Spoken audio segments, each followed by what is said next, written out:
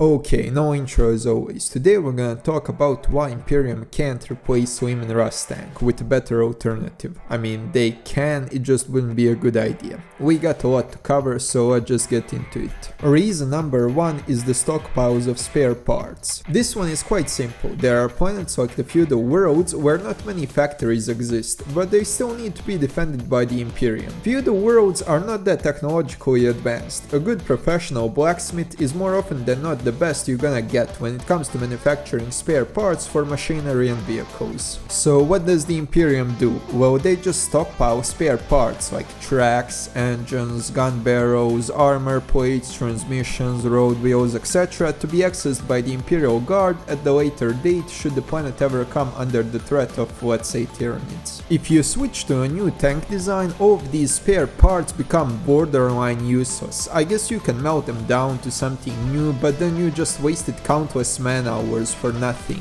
Not to mention, new tanks deployed on the feudal planet are still gonna need spare parts that are not gonna be present on the planet, but rather are gonna need to be brought via cargo ships, and thus are gonna limit the internal space for more equipment and vehicles. So basically now, instead of each ship carrying 10,000 tanks to a combat zone, now every ship is gonna have to carry just 5,000 tanks alongside extra spare parts. You could tell every planet to get spare parts for the new tanks, but that's assuming that the local forge worlds are producing those spare parts. No joke, in the Imperium it might take half a century for a forge world to get the signal to start producing such equipment, and who knows how long it's gonna take them to reorganize their facilities to start manufacturing new tanks and their spare parts. And keep in mind, in spite of what you might think, Imperium is currently losing the war against Chaos and Xenos. It may not seem like it, but that's only because most books are focusing on either Space Marines, Primarchs or Sisters of Battle, all of whom are imbued with the holy plot armor. Same cannot be said for the Random Guard Regiment 4987 defending some backwater planet called Gulag 56. So basically Imperium isn't in such a great position that it can just switch its manufacturing base on a whim.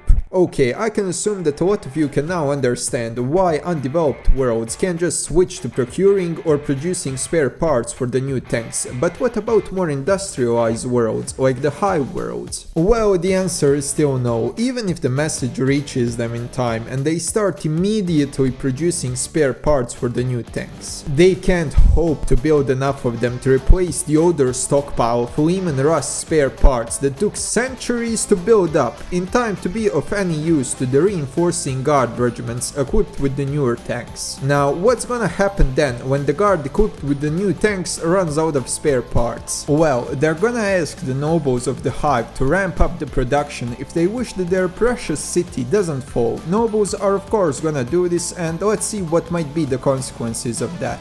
To produce more spare parts, more steel would be needed. To mine iron and create steel, those industries are gonna require more electricity. That electricity will have to be taken from food processing industries like algae farms and meat grinders for corpse starch. Thus, less food will be available, whilst higher percentage of the food shall have to be given to the guards so that they can fight at their peak performance. This injustice will surely piss a lot of people that are gonna start rioting. Riots that shall almost certainly destroy a lot of infrastructure and require precious Arbiter and guard forces to disperse. So congrats, now you got mini insurrections happening in the lower hives, and you also got people attacking food producing facilities to steal food as to not starve to death. You got workers that are not showing up to work because the money just doesn't pay food and electricity bills anymore, basically forcing them to, as previously mentioned, start robbing agricultural facilities, meaning not only are you losing your labor force and as such are producing less and less each day, you are also losing food because facilities to produce it are getting vandalized, forcing more workforce to quit in a cyclical loop of problems. You also gotta utilize more and more steel to prepare those facilities alongside other damaged critical infrastructure. I could go further, but I think you get the point. What originally may seem like a good action can have unforeseen consequences. Speaking of those unforeseen consequences, consequences, problem number 2 is incompatible pre-existing infrastructure. This new tank that's so much better than the Leman Russ is 100% gonna have to be heavier than it in order to pack more armor, better weapons, better engine, modernized navigational, range finding and target acquisition equipment.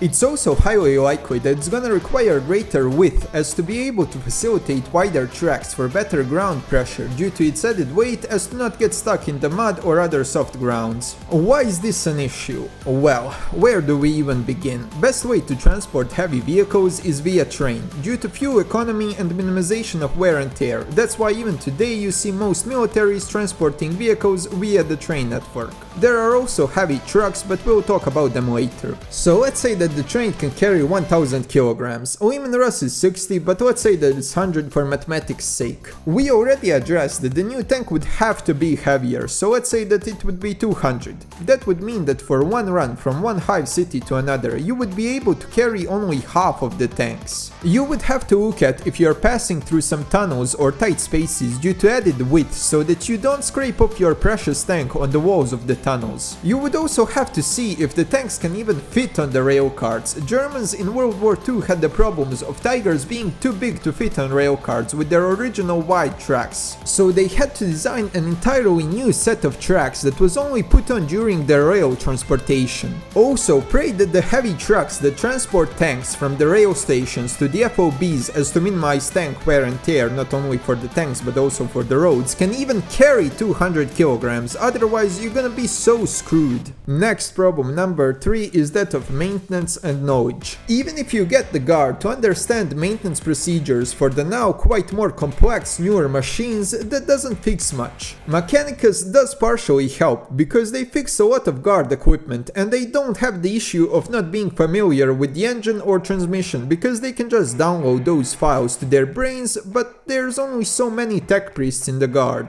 As such, guardsmen are usually responsible for fixing minor things with their vehicles like replacing pipes, sights, lubricants and minor problems with the engines or transmissions. Only giving their machines to the tech priests once major problems pop up, like for example broken final drive or if the engine just doesn't wanna start for some reason. Undoubtedly because machine spirit is surely tired, rather than Dave filling up the gas tank with the jerry can full of water rather than fuel. When the guard arrive on the planet and start engaging in combat operations, they often arrive to base tired and needing sleep, so instead of maintaining their vehicles by themselves, per doctrine, they often rely on private civilian contractors or PDF to help them with maintenance. PDF often have their own Leman Russes, so it's usually not that much to ask them for help, but if you're bringing a newer tank that requires a lot more maintenance and is foreign to the PDF mechanics, well, let's just say that already exhausted tech priests are gonna start contemplating suicides. And not only because they're gonna get more tanks requiring repairs, but also because previous cranes that had max lifting capacity of 100 kilograms now can't lift 200 kilogram tanks, making the process of repair that much harder. Oh yeah, also pray that the recovery vehicles of the Leman Russ chassis can even recover those newer tanks, because if they can't, well, let's just say that that's no longer your vehicle, now it belongs to the mud. You can make your own recovery vehicles based on the newer chassis, but again, limited space on the spaceship. Okay, done with that. Next issue number 4 is that of newer piece of equipment. With the tank as ancient as Leman Russ, commanders can already guess what amount of ammunition, lubricants, spare parts they're gonna need. And so can administratum. So let's say for example that the mechanized Imperial Guard regiment asked for 400 gallons of blue grease used in machines to minimize water damage, but only 5 gallons of red grease used in high temperature areas of the machines. Administratum might find this strange as this particular guard is fighting on a desert planet. As such, there is at least a chance that some hard-working scribe might want to check if the request is valid and if they may have made a mistake in the request. If you think this could never happen, I can assure you it definitely can. In Korean War, for example, soldiers requested Tutsis, codename for mortar shells, to be airdropped in. Instead, they got actual candy, so it's not as far-fetched as you may think. Especially in the Imperium, where there are millions of low Gothic dialects and accents. Okay, I have talked enough about why new tank would not be a good idea for the Imperium, but what originally made Leman Russ perfect for the Imperial Guard? Well, let's start off with its construction simplicity. Quite simply, Leman Russ is made of a tank frame alongside plates that are riveted to the exoskeleton. Now, of course, this means that the armor is less protective than that of the welded or casted tanks, alongside being prone to killing the crew even without being penetrated via rivets breaking off, bouncing inside the tank, possibly injuring or straight up KIAing the crew. But there are also positives, as stated before, easy construction being one of them, easy repair of armor being another one. You can just simply detach the rivets holding the armor plates and place new plates in the places of the old ones. You can also easily access the transmission, steering and final drive through this way as well. A riveted construction is also the reason for its, God forgive me for saying this word, but modularity. You can easily replace Sponson's gun, turret gun or the whole gun with any weapon you please, be it plasma, las or even flame variants. Leman Russ has you covered. And the advantages don't just stop there. Due to Leman Russ being a cheap tank, you can have a lot of them, and most likely due to their ease of maintenance, they're gonna be able to be brought up to battle. That's one thing that the movies don't tell you about war. If 10 tanks are present on the battlefield, that means that at least the same number are sitting in some repair pool somewhere. You know that quote, each tiger is worth 3 Shermans on their own, but Americans always brought 4. Even though there's a lot to unpack about that statement, and a lot of wrong conclusions can be taken from it, the statement is correct. Quantity has a quality on its own. 4 tanks can easily outmaneuver a single lone tank, and even if they are inferior, they can still destroy it by shooting in the sides or the rear. And also remember that most of the time, tanks aren't fighting other tanks, but rather far more squishy infantry, so Leman Russ being weaker than some other tanks is not that much of a problem. If the infantry gets their shit together and calls upon the 150mm artillery, Leman Russ or a new tank, if hit, both of them are gonna die the same way. The only distinction being that when you lose the newer tank, you lost a piece of equipment costing millions. Meanwhile, Leman Russ costs a couple of Chuck E. Cheese bucks. Okay, but maybe you are not convinced. Maybe you think that if you have a better, more survivable tank, then that would improve the experience of the Imperial Guard regiment and make them a far more potent and effective force.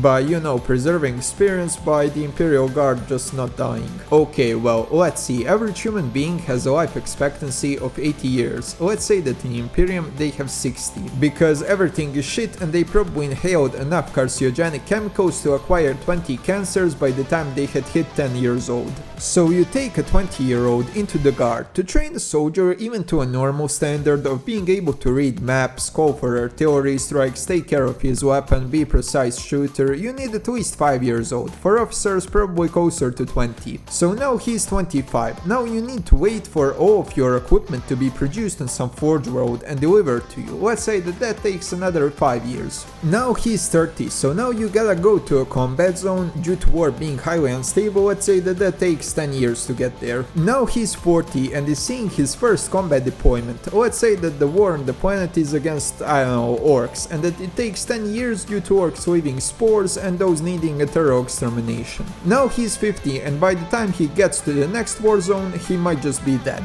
Human lives are just too short for the Imperium to have any use of giving them these highly survivable vehicles. And also there are still the same issues mentioned previously in the video. Okay, that would be it. If you like this video, smash like and subscribe, don't forget to hit the notification bell, comment if you agree or disagree, and I hope you have a fantastic rest of your day. Goodbye and see you soon.